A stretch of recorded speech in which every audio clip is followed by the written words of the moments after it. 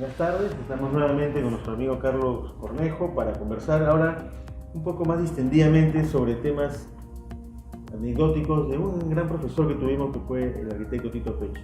¿Qué recuerdos tienes tú de Tito, primero como docente y luego de repente, no sé si llegaste a conocerlo más allá de la docencia en los campamentos o algo por el estilo? Porque ahí se mostraba ya como un amigo, ¿no? Claro, claro. Bueno, antes igual agradecerte por la invitación, Jano. La verdad que, bueno, tú como sabes, cuando nos formamos en el mismo periodo y siempre tuve mucha expectativa en el curso, especialmente que él dirigía, por todas las historias que se contaban.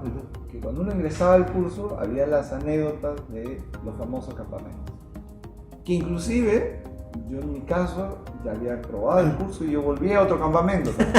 Entonces, eres un fan de claro, era un fan de campamento. Entonces, porque claro, había una serie de aprendizajes que los iba llevando a cabo en esta programación, justamente en relación a los temas, en este caso, el entendimiento del recorrido del sol, o el entendimiento que había en términos justamente de la relación, de los gráficos que hacíamos, porque era todo muy abstracto. Sí. Entonces, con él yo recuerdo el aprender eso, además tener ahí también a Gonzalo Serra Alta, Claro. tuve la suerte, digamos, también de tenerlo como profesor de taller. Entonces, la conexión con Tito fue a través de Gonzalo. Lo conocí a Tito además fuera porque también iba a su oficina que estaba en Miraflores, en Diagonal, ¿no? Entonces, claro, ese era mi vínculo.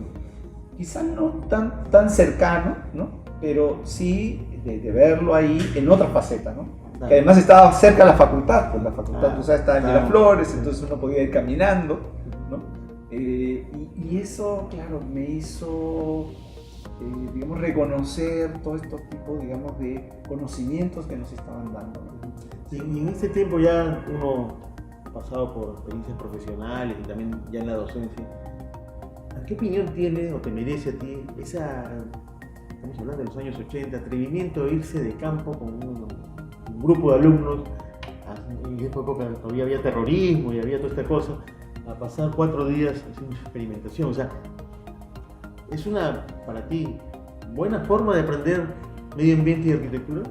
Creo que ha sido la mejor forma que yo tuve como experiencia. O sea, es más, he experimentado en otras que se han hecho de una manera muy similar y en realidad me resultó como repetir lo mismo que ya nosotros habíamos hecho. Yeah. ¿Me entiendes? Entonces, ya lo tengo incorporado en que no hay otra manera, creo, que no hay mejor manera, mejor dicho, no hay mejor manera que reconocer todo el tema ambiental. Sí, tú puedes ver una fotografía, puedes reproducir un video, puedes escuchar el ruido de diferentes elementos, pero lo que no puedes hacer es tomar contacto directo con esto. Sentirlo. Recuerdo cuando íbamos a estos campamentos solares, la primera cosa es que uno, en ese momento nadie hablaba pues de un bloqueador solar, claro. UV. No existía eso. No existía eso. A ver, la gente se echaba Coca-Cola para pronunciarse más. Coca-Cola para pronunciarse más, o zanahoria o con lo que fuera. Pero eso, por ejemplo, implicaba en que todos después de ahí o regresabas hecho sardina, ¿no?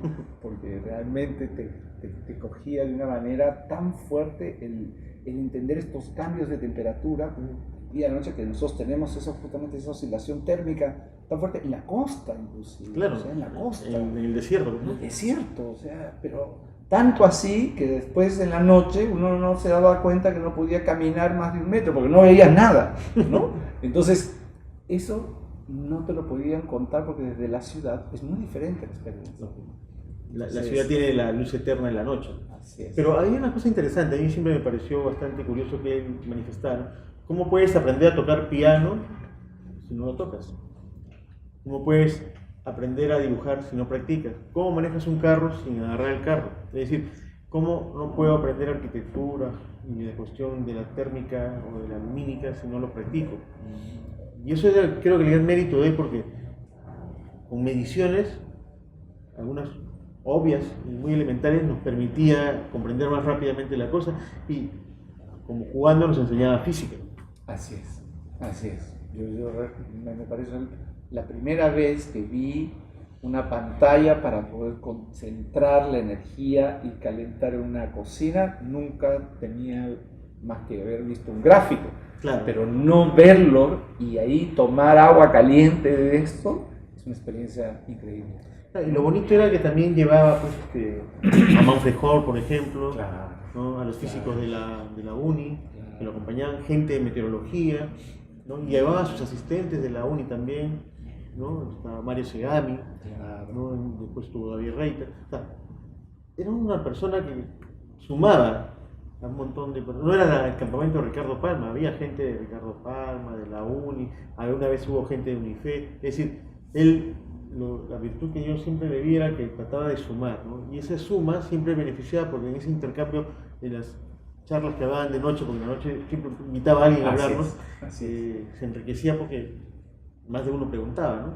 Correcto, yo creo que sí, ¿no? Definitivamente esos campamentos tenían una nutrida, digamos, visitas de gente muy importante y que generaban además unas charlas, conferencias, justamente de mucho interés y en un ambiente más distendido, Claro, más relajado, claro, que todos podíamos de alguna manera, digamos, además comentarlo después, escucharlo después, los teníamos ahí, pues, ¿no? Para nosotros después eso podíamos comentar y hablarlo directamente, claro. que es un poco lo que generaba, ¿no? Lo bonito era que rompían la barrera del profesor-alumno. Así es. O sea, y lo rompían con respeto, es decir, no es que venía la chacota, ¿no? Sino que había una... Y Tito sabía abrir las puertas para esa oportunidad. Sí. Una de las cosas también que recuerdo es que John Hertz empezó a participar en los campamentos en los años 80. Yo no estuve en campamentos, pero sí cuando entré a la docencia, Tito lo invitó a un campamento y vino John en el año 2001. ¿No? Y ahí tomé contacto con él, lo conocí.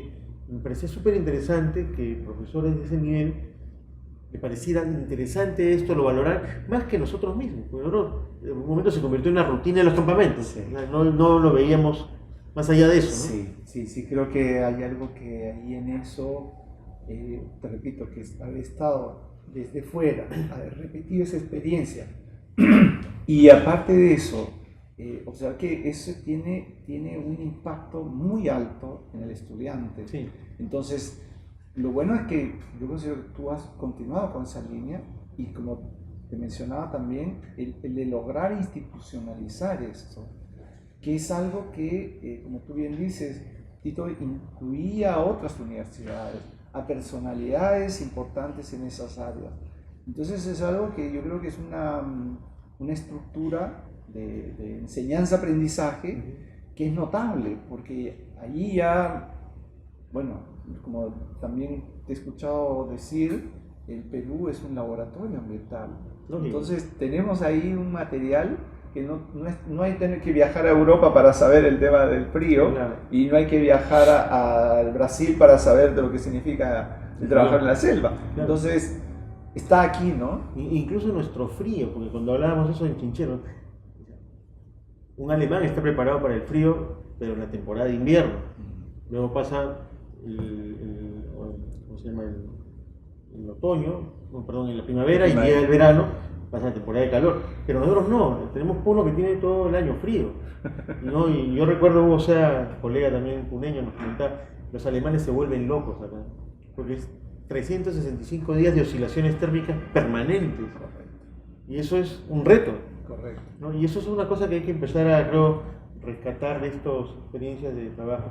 Y una de las cosas que también me parece interesante de Tito es que supo meter este tema técnico en la enseñanza de la arquitectura, ¿no? Porque él fue bastante tosudo y testarudo para avanzar en esto.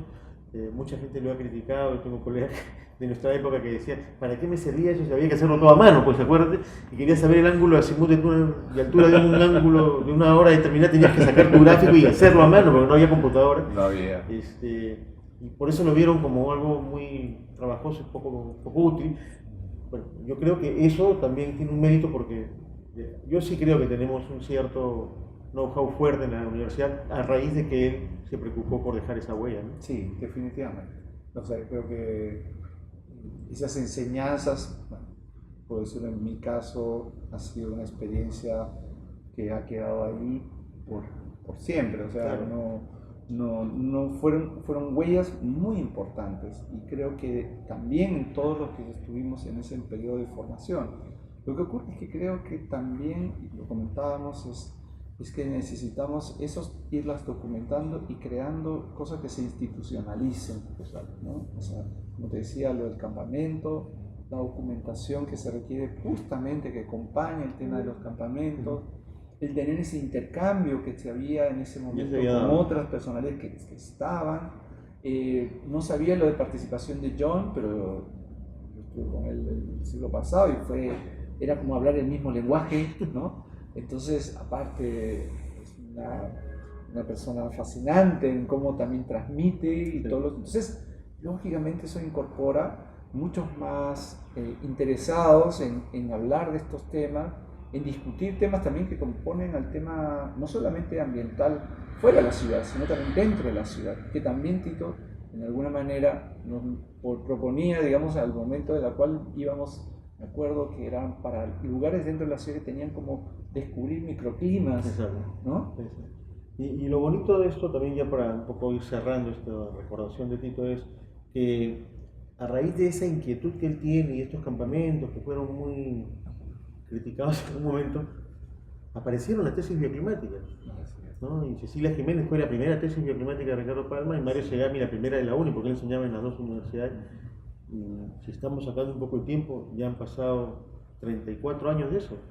Entonces, si hay un camino, porque a partir de ahí han habido un montón de gente que se ha preocupado por hacer este trabajo, y recordemos que en la época nuestra había tesis de investigación de bachiller, entonces había que hacer un trabajo muy, muy sesudo, porque en eso también hay que recordar, Tito era bastante exigente, ¿no? O sea, yo recuerdo mucho que así nomás no podía hacer el trabajo porque iba a ser bastante crítico, ¿sí? Yo creo que ahí, por ejemplo, también hay una huella bastante buena. O sea, si uno hace un poquito de la historia de lo que tiene la Ricardo Palma, tiene un montón de tesis de los años 80, que son justamente esa institución, Comandamiento Solar, la que genera eso. O sea, el chico se motiva, no el profesor no lo motiva. O sea, el chico toma contacto, verifica que lo que se ve en el libro o lo que se ve en la diapositiva es la realidad, y te motiva. ¿Y por qué yo no hago mi tesis en Quito sobre este tema? Definitivamente, yo creo que ahí está digamos, las bases, ¿no? Las bases que se han generado y que hoy día, pues, el estudiante que se está formando en la Ricardo Palma debe hacer notar la diferencia que hay frente a otro tipo, digamos, de formación, Claro. que justamente uno lo empieza a corroborar como que cuando empieza a trabajar fuera del país, Claro. ¿no? Allí es donde empieza a notarse que justamente este tipo de aprendizaje, de experiencias, que son, como digo en mi caso, son experiencias de vida, porque es algo que no te olvidas, o sea, queda muy marcado en este tipo, digamos, de antecedentes, tanto académicos, profesionales y, como repito, también de vida, ¿no? Claro, y ya para cerrar un poco, Tito también era un gran cocinero. Yo no sé si recuerdas, pero yo me acuerdo mucho del campamento de Huaraz, que él nos hizo pizzas. ¿Y cómo es la pizza? La pizza era unas tostadas con el queso, un poco de orégano y no sé si puso jamón, algo ahí, pero lo hizo con su cocina solar, pues. Su cocina solar. Y nos quedamos todos maravillados de cómo se podía hacer pizza con una caja de cartón. Una caja de cartón. Una transparencia. Claro. ¿No? Y luego, en un campamento ya como docente en Chacalpampa, a casi 4.000 metros, había un alumno que le dice: profesor, ya vamos a empezar a hacer, hay que desayunar primero. Pasa a la carpa a cocina y el tipo le dice: yo lo ayudo, sí. Y pensando que íbamos a cortar pan, estaba haciendo lomito fino a no sé qué. Era un sibarita para la Un sibarita. Y estábamos tomando el café a 4.000 metros en medio de la nada, comiendo lomito fino a no sé cuánto. Era un tipo muy simpático en ese sentido, que nos hacía alegrar también, porque esas anécdotas nunca se las olvida. Este chico Gonzalo, yo lo encuentro de cuando en cuando en la calle y me dice: hola, lomito fino. Lomito fino. Muy bien, Carlos, ha sido un gusto compartir estas anécdotas que les hemos vivido, y transmitírselas a los chicos para que sepan de qué estamos hablando cuando decimos que la arquitectura hay que sentirla, ¿no? Nos inculcan el tema de la sensibilidad, pero la sensibilidad estética nada más, la sensibilidad de los aspectos sensoriales del ser humano también deben ser puestas al servicio de la arquitectura. Correcto. Nada, agradecerte otra vez por la invitación. Y pues vamos a seguir seguramente conversando en otra oportunidad. Pero por supuesto. Muchas gracias. Gracias a ti. Chao, Juan.